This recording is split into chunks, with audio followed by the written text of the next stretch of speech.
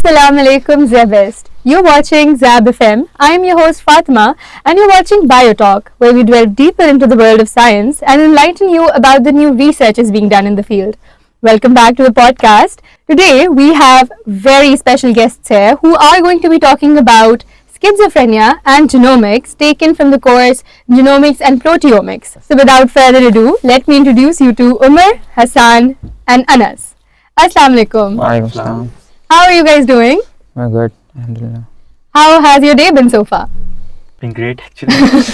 Has it? Yeah. All the answers I got today were like, oh my god, I am so stressed. I've never done a podcast before. No, I think So- I'm comfortable with it. Oh, that's very nice. Yeah. So have you guys done anything even similar to a podcast before? Not exactly similar to a podcast, but yeah, we have been in pretty much a bit of a vlog and stuff, but not exactly a podcast. Okay, perfect. So, of course, just to introduce yourself to the audience, could you please tell them what semester you are here in Zabist and what program are you pursuing? So we're doing, all three of us, we're doing biotechnology and we are currently in the fourth semester. Fourth semester. Okay. So I interviewed a lot of people who were like in the 7th or 8th semester. So this is somebody who's closer to me.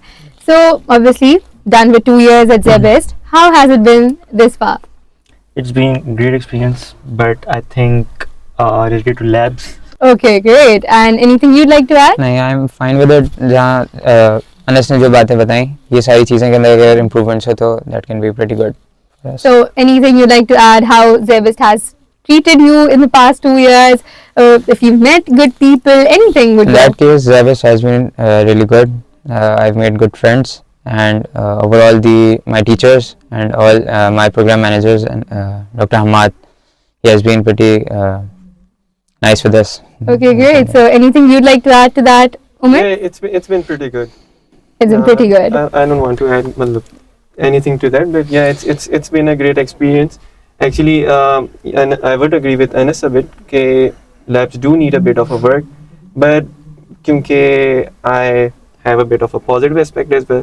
कि खुदा ना खासा कल को एक apocalypse आ गया या कुछ भी आ गया या हमें ऐसे वैसे लैब में काम करना है तो हम प्रिपेयर्ड हैं Oh my god, that is such a good outlook. Wow. That is a glass half full sort of person. Beautiful. I actually loved the comparison, of course. So, आप सारे biotechnologist हैं. So, Umar, could you tell our viewers a little about biotechnology?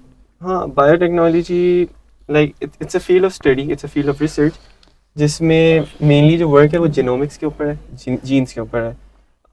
Mainly जो genetic disorders वगैरह और होते हैं जो medical field है, like इसका relation थोड़ा सा medical field के साथ है. वैसे तो it's life sciences, but a bit of it is also related to medical. तो जो medical field है, it's all like physiological stuff and like hand to hand dealing, surgery. But biotechnology cal in parallel चलती है साथ साथ, but it's based on genetics. कि एक person है उसके genes में मसला है. Now a medical doctor cannot like surge into his genes. We can. Perfect. Yeah, you're right.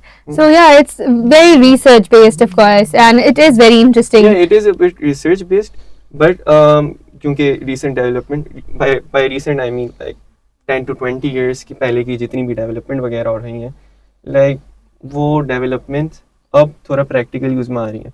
जो बायोटेक्नोलॉजिकल अप्रोच से जो जेनेटिक लिंक्ड डिसऑर्डर्स वगैरह और हैं वो सारे मतलब उन पे आउटलुक हो रहे हैं, उन पे एनिमल बेस्ड ट्रायल्स आ रहे हैं. ह्यूमन बेस्ड ट्रायल्स पर भी थोड़ा बहुत काम है, उस पर थोड़ा और की ज़रूरत है, बट या इट्स प्रीटी गुड.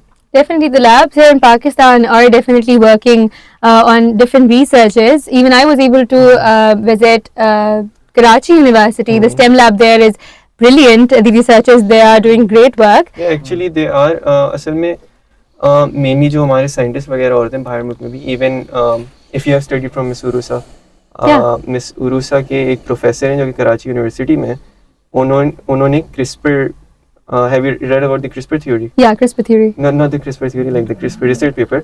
तो जिस पे नोबेल प्राइज मिला हुआ है, तो उस CRISPR रिसर्च पेपर पे उनका भी नाम है.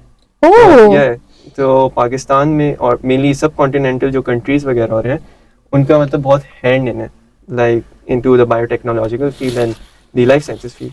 Oh, that was very informative. Thank you, Umar.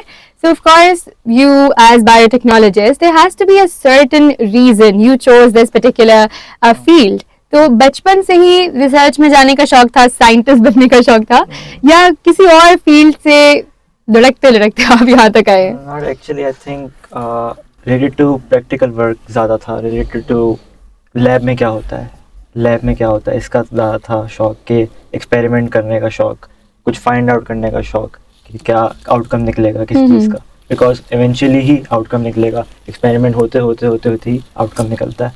तो लाइक मिस रूसा के एग्जांपल उमर ने दी, तो उन्होंने I think she travel around 150 to 200 kilometre to find a bacteria sample. वो पाकिस्तान कराची से बाहर का कोई एरिया था, उधर तक ट्रेवल करके गई थी टू फाइंड वो अलग स्ट्रेन ऑफ द बैक्टीरिया. तो उनका इसलिए वो उनसे नाम जाना जाता है. I think what's it called, I don't know the name, I think it's her initials UE something. Really? Yeah.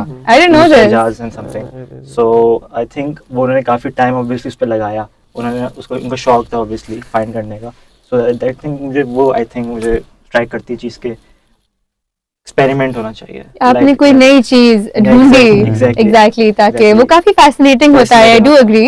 Hasan, what would you like to say? मैं इनके लिए ये चीज़ ऐड ऑन करूँगा कि जो बायोटेक्नोलॉजिकल फील्ड है, ये हमें स्टार्टिंग में अभी कराची पाकिस्तान में भी इसकी इतनी अवेयरनेस नहीं है कि स्टूडेंट्स यहाँ पे जो चीज़ चूज़ करते हैं वो इधर या तो उनको डॉक्टर बनना है, इंजीनियर बनना है. अब थोड़े बहुत इनके पास ऑप्शन और आए हैं कि लॉ भी पढ़ रहे हैं आजकल, लेकिन मतलब इस फील्ड की अभी इतनी अवेयरनेस नहीं है. लेकिन जैसे मुझे पता चला 2 years बैक, मेरे एक फ्रेंड थे, उन्होंने मुझे बताया कि भाई ये भी एक है. और मेरे हमेशा से मेरे फादर को भी ये कहना था कि आप जो भी आप करें, आपने अपनी, हर बंदा ये सोचता है कि we have to be financially stable and everything, but उसके साथ साथ वी हैव अ गोल. मतलब हर बंदे का एक गोल होना चाहिए कि वो लोगों के लिए भी कुछ करे. सो अगर आप डॉक्टर बनते हैं तो आप लोगों को हेल्प आउट कर रहे हैं. लेकिन जब मैं इस फील्ड के अंदर आया तो मुझे ये चीज़ और साथ साथ पता चली कि हम रिसर्च जब करते हैं तो एक्चुअली हम किसी चीज़ का क्योर भी निकाल सकते हैं. एग्जैक्टली. तो ये एक बहुत बड़ा फैक्टर है जो कि लोग इस बारे में नहीं सोचते हैं, लेकिन सोचना चाहिए. I think that is also something that interests me the most about research and even my field, is that you can find cures for certain diseases. Of course, I am most interested in stem cell or oncology per se. So what is something that you are interested in, something you'd want to pursue after you're done with your bachelor's? मेरा जैसे था, मैं biotechnology में तो आया. मेरा असल जो इंटरेस्ट था, मैं बचपन से एक शर्लॉक होम्स का फ़ैन हूँ. तो मुझे फोरेंसिक साइंसेज और ये डिटेक्टिव वाली जो फील्ड है पूरी, इसके अंदर जाने का बहुत शौक था.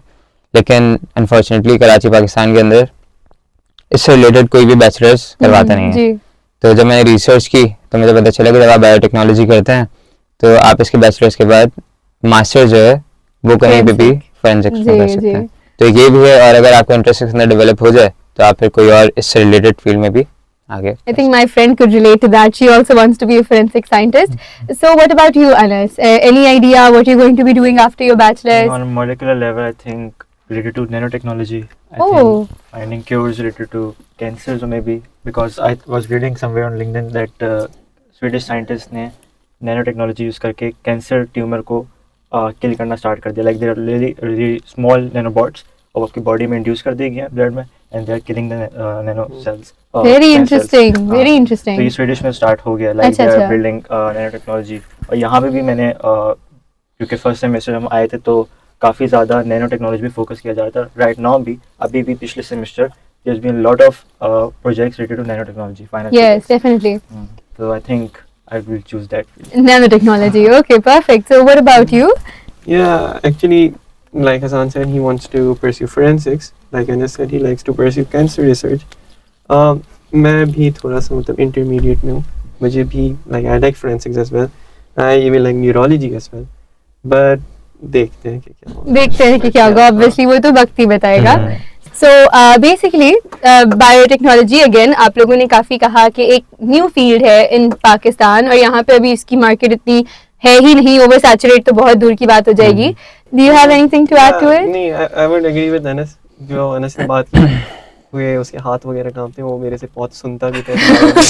वो बेचारा पाइपेट लेके यूं हाथ हाँ, ये तो होता है. आधी चीज अंदर जा रही है, आधी चीज बाहर.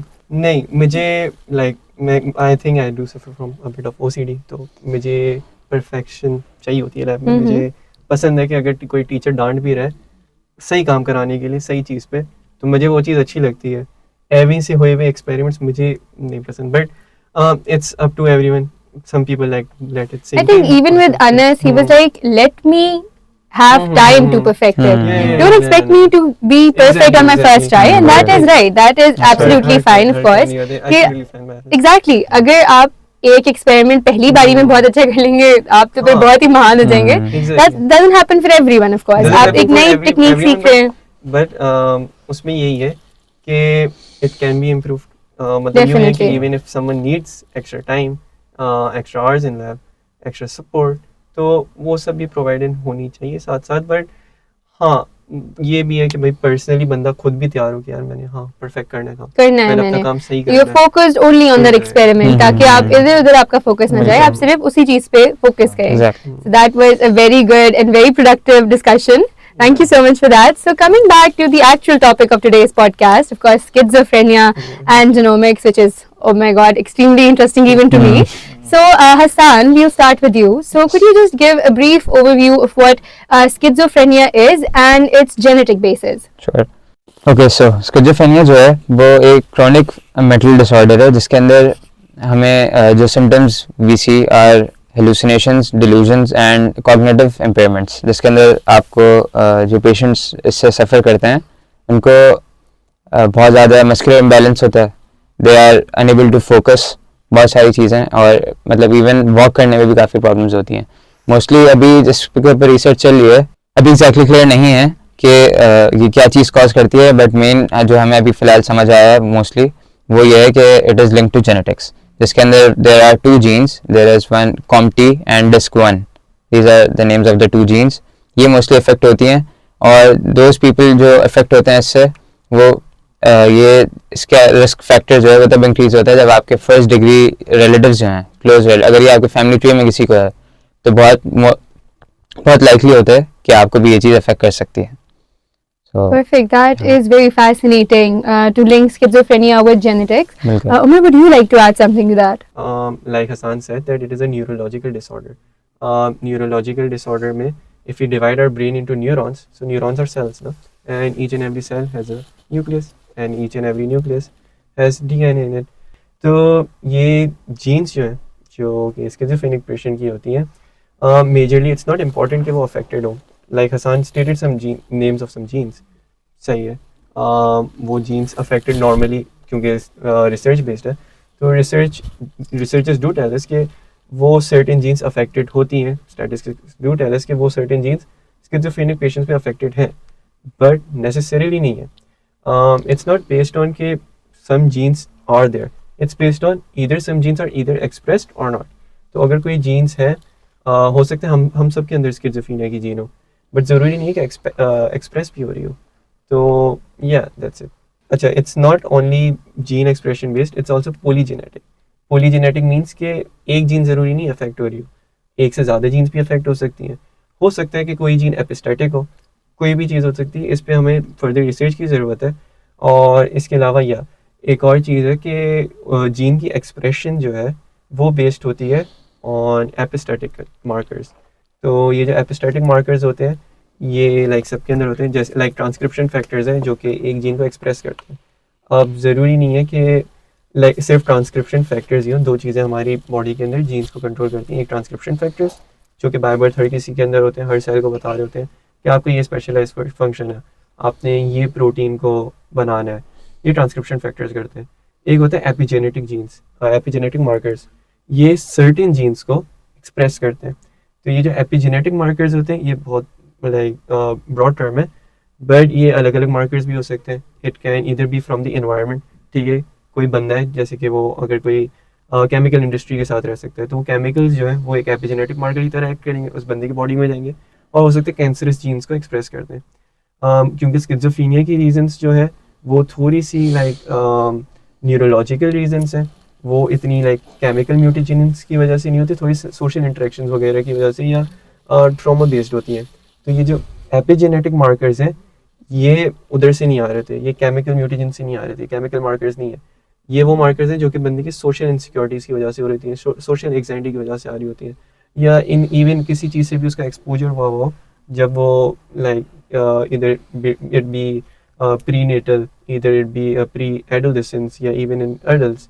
तो ये सब उन चीज़ों से हो सकते हैं. तो मेनली दो चीज़ें, एक तो एपिजेनेटिक मार्कर्स जिससे जीन्स को रिलेटेड कर सकते हैं, या it can be like due to any other cause, but genes are also They responsible. do play a role in that. They do. Researchers Perfect. do this. So basically, you called it a neurological disorder.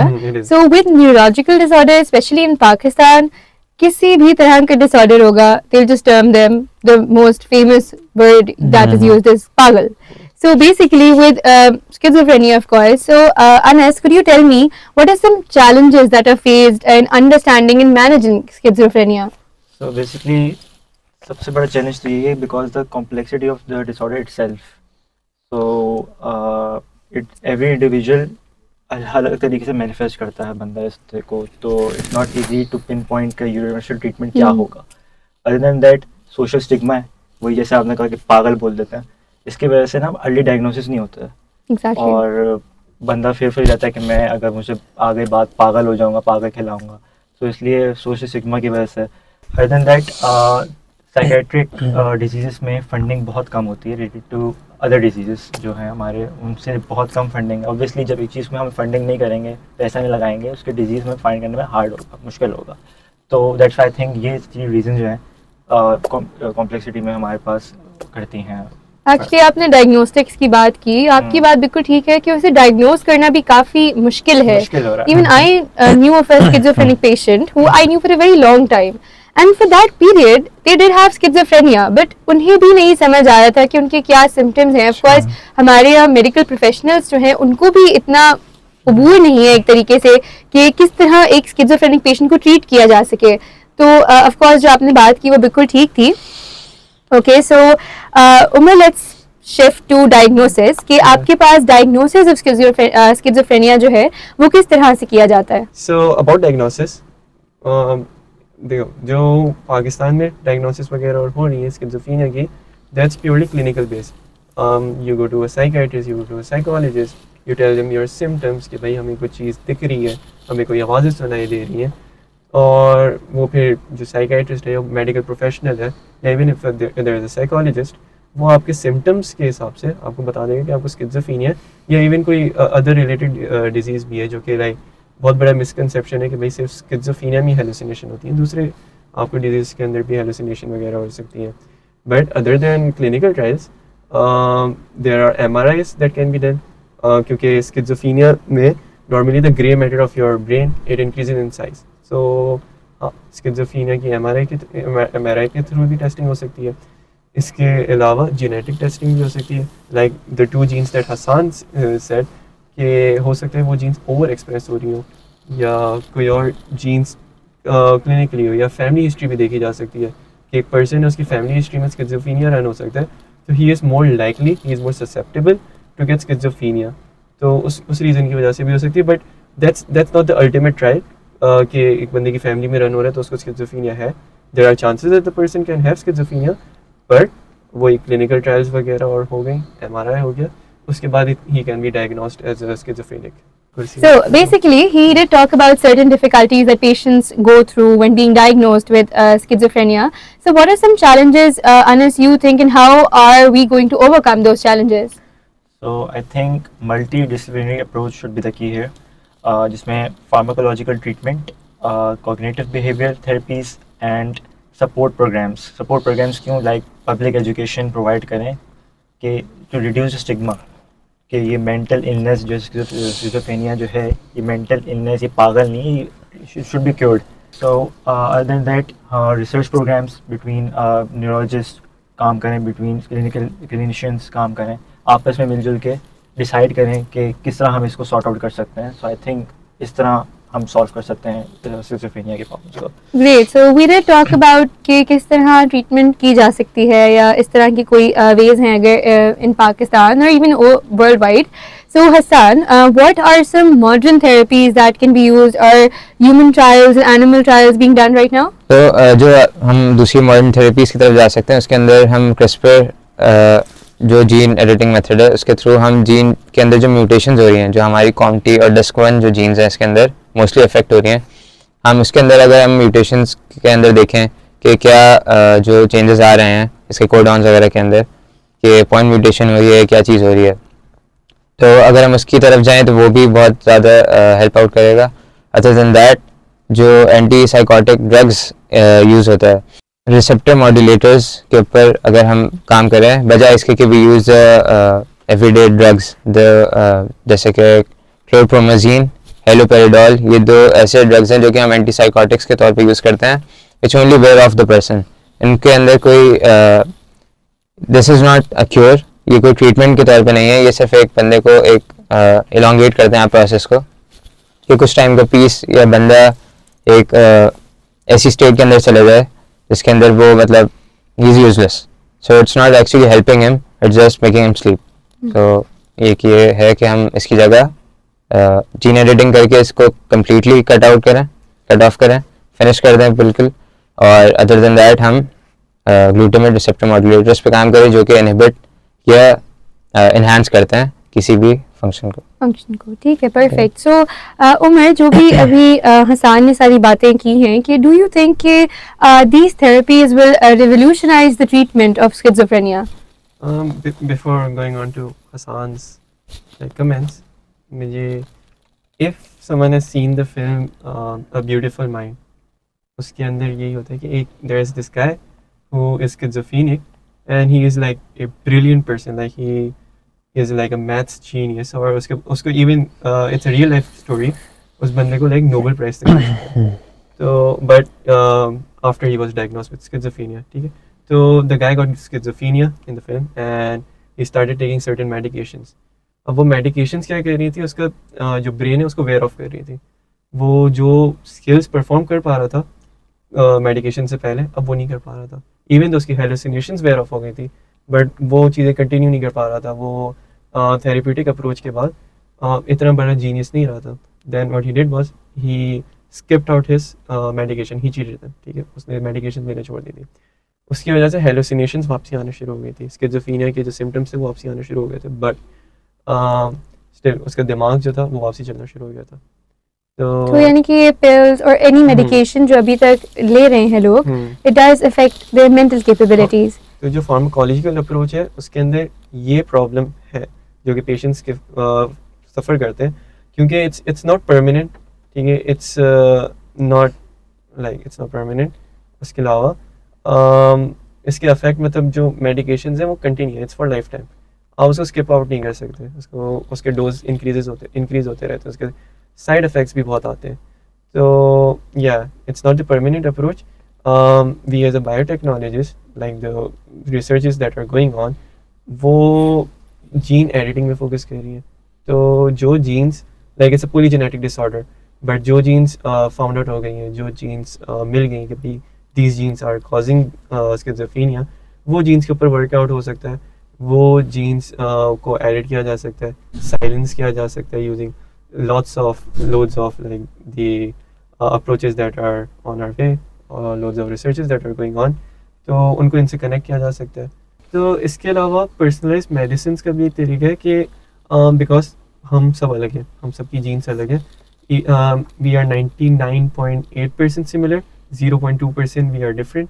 तो वो जो 0.2% difference है उसकी वजह से अब जो नई टेक्निक्स आ रही हैं वो ये है कि हर पर्सन को उसकी पर्सनलाइज्ड मेडिसिन दी जाए ऑन दी जेनेटिक बेसिस. तो लाइक मेरी जीन्स अलग है, हसान की अलग है, अनस की अलग है, तो मुझे जो मेडिकेशंस दी जाएंगी वो अलग होंगी, हसान को अलग दी जाएंगी, based on personalization that's related to our genes. Our genes would be recepting those medications. Perfect. That was a very well-formed answer, of course. So now moving on to Anas, do you think there are any therapies that could come in the future? Anything the pharmaceutical industry could do for the betterment of the treatment of schizophrenic patients? Yeah, emerging techniques like magnetic transcranial stimulations. इसमें basically होता ही है कि magnetic raise जो है हमारे focus की जाती हैं towards brain. They interact with neuron और ये मूड अच्छा करने के लिए होती हैं, मूड को बेहतर करने के लिए होती हैं. लाइक एक मेडिकेशन है, मैं इसका डिस्कस करूँगा because my family member also takes that.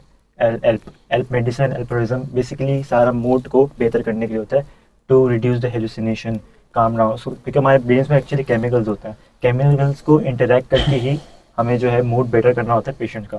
So like this हम लोग जो है इधर तो हम लोग एक्चुअली मैग्नेटिक रेडिएशन इस्तेमाल कर रहे हैं, रेज इस्तेमाल कर रहे हैं. इसके अलावा डिजिटल एआई टेक्निक्स भी इस्तेमाल होती हैं, बट द प्रॉब्लम इज़ कि ये थोड़ी महंगी टेक्निक्स हैं. Like it's not affordable and approachable for all.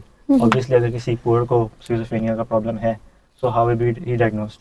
अगर यहाँ पे जी जी पेमेंट्स के इशू आ रहे होंगे, लाइक कॉस्ट इशू हो रहे होंगे, तो ऑब्वियसली हमें वो टेक्निक्स निकालनी होंगी लाइक जो कि मोर अफोर्डेबल हों.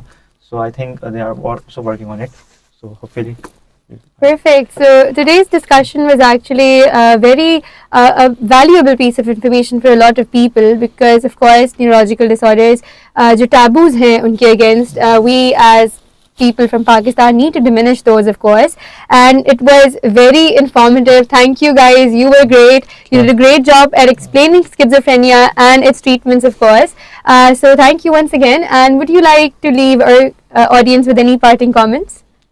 I like the whole environment, the talk, the subject of the topic, and I'd like to thank Ms. Rusa, obviously, for arranging this and giving us a chance to express ourselves. Perfect. सो हमें तो पहले हम बहुत ज़्यादा anxious थे इसके अंदर setup के अंदर हम वो करने के लिए. फर्स्ट टाइम हमारा, लेकिन ऑब्वियसली मतलब मज़ा भी आया. आपने भी बहुत अच्छे से हमारा हेल्प किया. Thank you. तो अदर देन दैट हम चाहेंगे कि इस तरह के और होते रहें. Exactly. बिल्कुल, Podcast, इस काफी तरह के interactive interesting, sessions. बिल्कुल इस तरह के सेशंस बहुत नेसेसरी हैं. और that's all. Thank you. Thank you. May I would like to say that Fatma, you were a great host. Thank you for having us. Thank you. Yeah, it was a great session. Thank you so much once again. Thank you for coming and making this a very good interactive session. And thank you so much to the entire audience for tuning in again and watching this entire podcast. If you have any feedback, you can leave it at feedback@zabfm.org, or if you don't have the time for that, leave it down in the comment box. Thank you so much for watching the podcast today, and do tune in into other episodes that we're going to be uploading very soon. This is your host Fatma signing off from Zab FM.